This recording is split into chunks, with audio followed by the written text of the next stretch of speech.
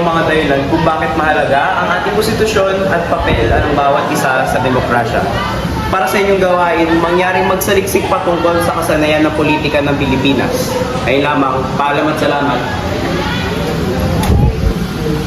Kailan mo balak simulan yung gawaing pananaliksik? Simulan? Wala akong naiintindihan eh. Kaya ayoko sa UCSP. Siguro hindi ka rin nakinig, no? Ikaw pa. Makinig ako, no? Huwag mo nga ako igaya sa'yo. Dapat talaga may alam tayo sa bagay-bagay sa paligid natin na apektuhan ka man o hindi. Hindi mo alam yun, no? Hindi ka kasi marunong makinig. Kita mo yung shared post ni Mark? Nag-share siya tungo sa West Philippine Sea. Eh di naman may kita ng mga Chinese yan. Bakit na? Mabuting may alam siya patungkol dun, di ba? Oo na. Eh di sana ikaw na lang tumakong presidente. Ewan ko sa'yo. Tara na nga.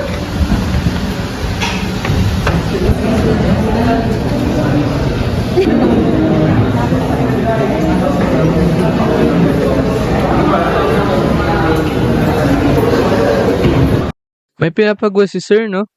Ano yung tanong ulit? Kung ano raw ata yung opinion natin tungkol sa extrajudicial killing. Ano? 8 taon na ang nakalipas. Wala pa ring balita. Wala pa ring hustisya para sa kuya ko. Ikaw ba? Anong pakiramdam mo pag naririnig mo yung salitang extrajudicial killing?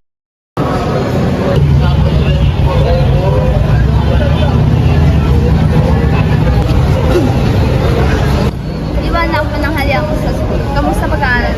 Ayos lang po na Ay, may balak sana akong sabihin sa'yo.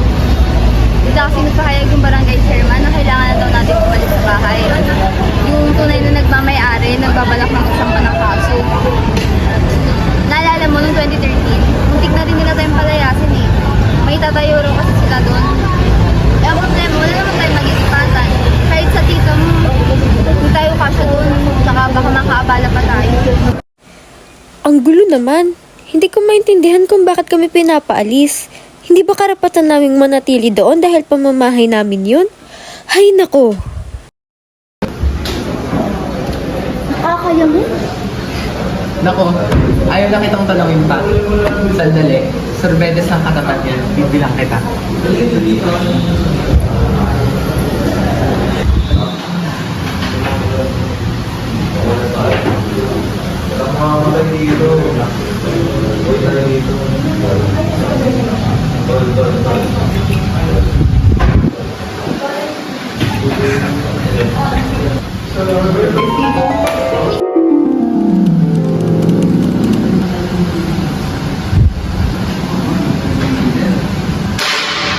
Sige, kasi estamos toda clara con la elección.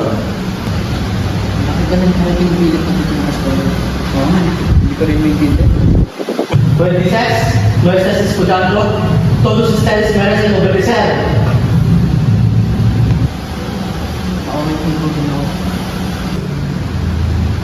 Kaya hindi mo magsusulit sa akin. Bien, en español. Todos ustedes. Ngunit ginawa, kami ay Pilipino. Bakit hindi namin pwedeng gamitin ang sarili namin bigat? Sabihin ko sa lingwahe na maintindihan mo. Ang Espanyol ay ang makapangyarihan na lingwahe ng Espanya. Saan ba kayo magpunta kung hindi nyo ito matutunan? Ang tunay na makapangyarihan, ay ang kakayahang masalita ng sulili namin. Hindi ba mas mahalaga ang inang nagpapalay? Huwag mo akong kinokontra! Wala kang respeto! May respeto pa ako sa inyo. Ngunit, katulad sa pag-respeto namin sa inyo, sana ay may respeto rin po kayo sa aming wikang pinanggalingan. Sinvergüenza! Tawag mo dyan respeto. Ipagpapalit mo ang makadiyosang wika ng Espanya para sa isang matuwing wika ng Pilipino. Uy, Diwa? Diwa?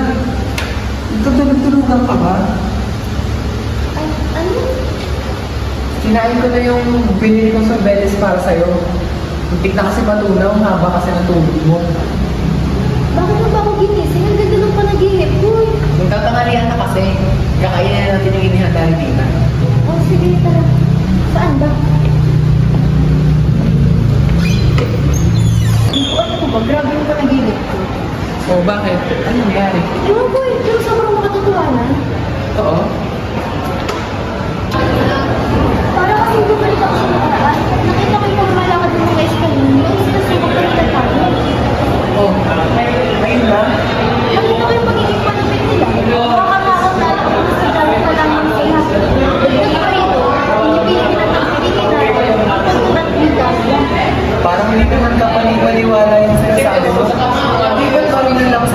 tanggapin ng mga wikat ko yung ganun. Kaya nga kasama pang Pilipinas noon.